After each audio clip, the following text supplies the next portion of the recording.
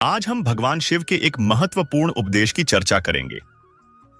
यह उपदेश उन लोगों के लिए है जो भिन्न भिन्न देवी देवताओं की पूजा करते हैं और सोचते हैं कि इसका उनके जीवन पर क्या प्रभाव पड़ेगा।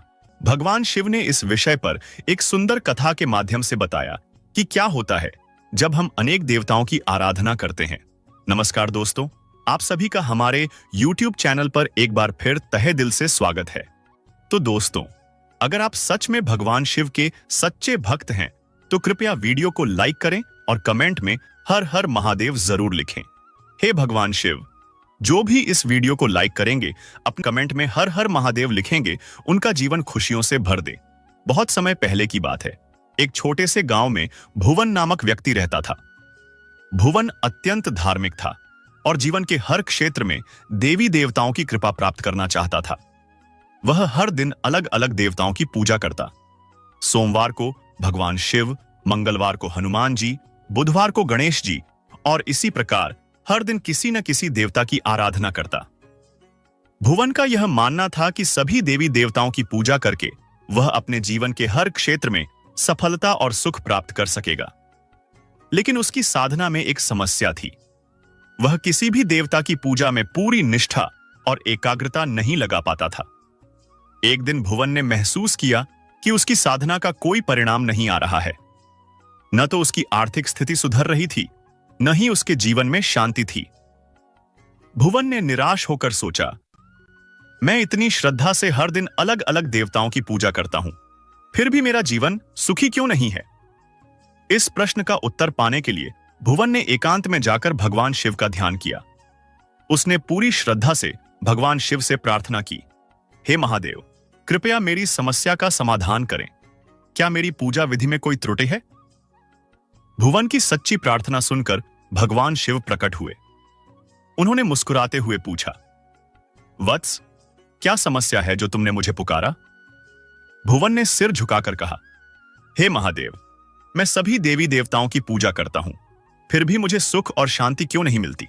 कृपया मेरा मार्गदर्शन करें।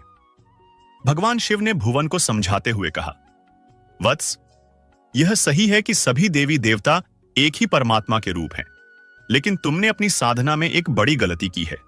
भुवन ने आश्चर्य से पूछा, हे महादेव, मेरी गलती क्या है?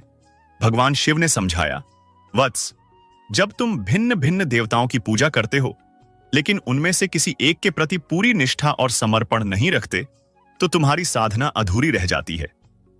उन्होंने एक उदाहरण देते हुए कहा, मान लो तुम्हारे पास 5 खेत हैं और तुम हर खेत में थोड़ा थोड़ा बीज बोते हो, लेकिन किसी भी खेत की पूरी देखभाल नहीं करते, क्या तुम्हें अच्छी फसल मिलेगी? भुवन ने सिर हिलाकर कहा, नहीं महादेव, फसल अच्छी नहीं होगी। भगवान शिव बोले, यही नियम साधना पर भी लागू होता है। जब तुम किसी एक देवता को अपना आराध्य मानकर उसकी पूजा में पूर्ण निष्ठा से लीन हो जाते हो, तब तुम्हें उस देवता की कृपा प्राप्त होती है। अन्य देवी देवताओं की पूजा करना गलत नहीं है, लेकिन तुम्हें यह समझना होगा कि सभी देवता एक ही ब्रह्म के विभिन्न रूप हैं। भगवान शिव ने भुवन को यह सलाह दी, वत्स, अपनी साधना को एक दिशा दो। यह समझो कि सभी देवी देवता ब्रह्म के अंश हैं। जब तुम किसी एक देवता की पूजा में पूर्ण समर्पण करोगे, तो तुम्हें सभी देवताओं की कृपा प्राप्त होगी। भुवन ने भगवान शिव के उपदेश को समझा और निश्चय किया कि वह अपनी साधना को एकाग्र करेगा। उसने भगवान शिव को अपना आराध्य मानकर उनकी निष्ठा से पूजा शुरू की। कुछ ही समय में उसके जीवन में सुख, शांति और समृद्धि आने लगी। यह कहानी हमें सिखाती है कि सभी देवी देवता एक ही परमात्मा के स्वरूप हैं। किसी एक देवता की पूजा में पूर्ण निष्ठा और समर्पण रखने से हमें सभी देवताओं की कृपा प्राप्त होती है। भिन्न भिन्न आराधना करना गलत नहीं है, लेकिन साधना में एकाग्रता और समर्पण होना आवश्यक है। दोस्तों, भगवान शिव का यह उपदेश हमें बताता है कि भक्ति में स्थिरता और निष्ठा कितनी महत्वपूर्ण है।